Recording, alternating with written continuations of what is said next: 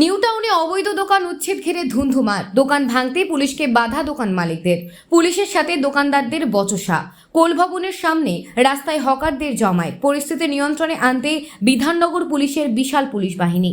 ঘটনাস্থলে DC new town মানব সিংলা এবং new town থানার আইসি কল্লোল ঘোষ। এনকেডি এর পক্ষ থেকে মাইকিং করা হয়।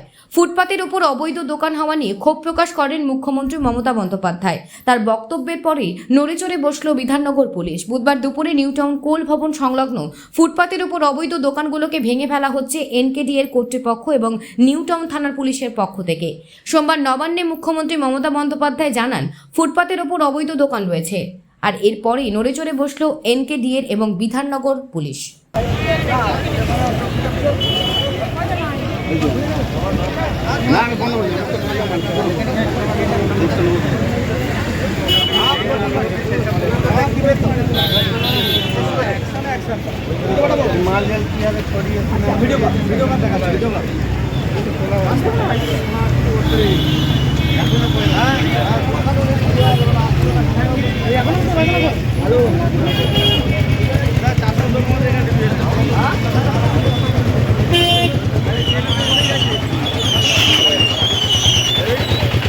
লিখতে পারবি না।